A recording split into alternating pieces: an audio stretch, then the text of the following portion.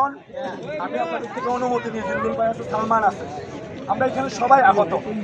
আমারও যেমন কন্ডিশন, হিল্লুল ভাই সারাদিন খেলে, তার খাওয়াইতেই পারতেছি না। আমি আপনাদের থেকে বিনা অনুমতিতে যিনি এডিশনাল যিনি উপদেষ্টা হয়েছেন, ডেপুটি অ্যাডভাইজার,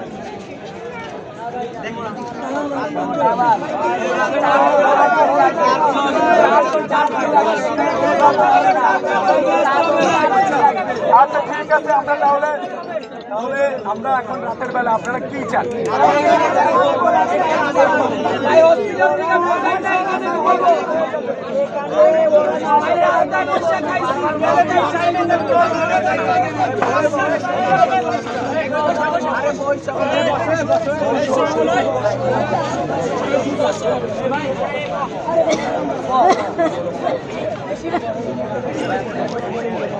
মন্ডল ভাই,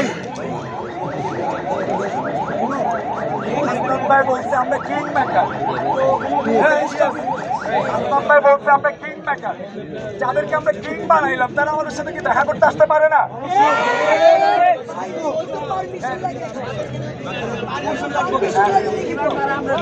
এখানে কিন্তু চাইলে অন্য কেউ আসতে পারতো।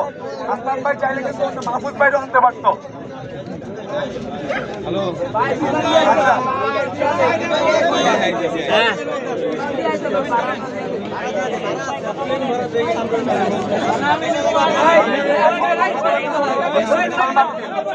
সালমান কথা বলুক। আমরা আপাতত হাসনাম ভাই আমাদের সামনের সারিতে ছিল, আমরা হাসনাম ভাই পেছনে আছি। হাসনাম ভাইরে কেউ কিছু করতে পারবে না। আমি হাসনাম ভাইয়ের জন্য চোখ আরেকটা দিয়ে দিব। আমার উপরে কেউ আমার কমান্ডারের উপরে কেউ আঘাত করবে, আমি বসে থাকবো। সালমান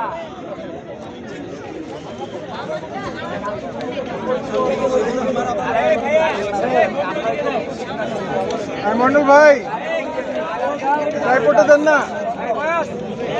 আসলাম ভাই কিন্তু আমাদেরকে একটা কথা বলেছে যে আমরা যে আন্দোলন করছি, আমাদের সাথে কি ছাত্রলীগ অ্যাড হয় কিনা, কিংবা ছাত্রলীগ কোনো ঝামেলা ক্রিয়েট করতে পারে কিনা, কিংবা তাদেরকে সুযোগ করে দিচ্ছে কিনা।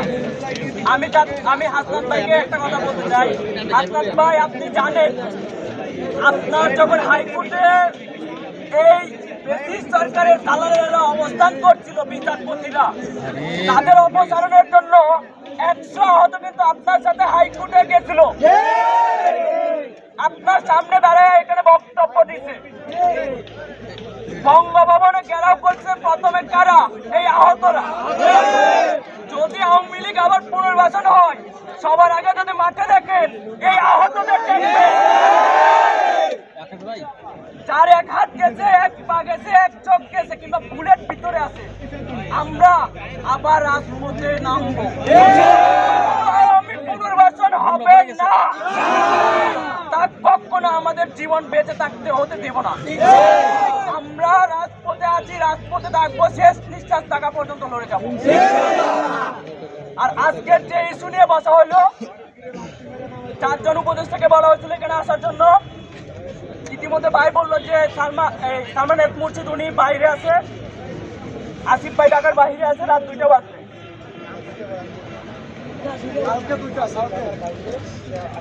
আকাশ ভাই শূন্য পড়ে গেছে, শূন্য পড়ে গেছে, ক্যামেরা বন্ধ করে দেন।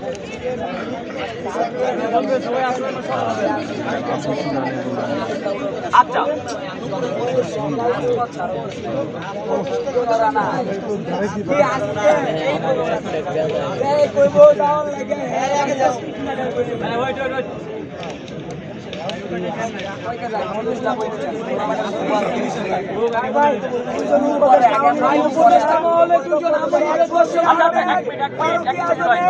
আমরা 4 জন উপদেষ্টা চাইছিলাম, একজন বিদেশে আছে, তাকে আমরা কম্প্রোমাইজ করলাম। বাকি 3 জন যারা আছে ওনারা তো আসবে, টাকা তো ব্যাক করবে, টাঙ্গাইল তো থাকবে না, ঢাকার বাইরে থাকবে না।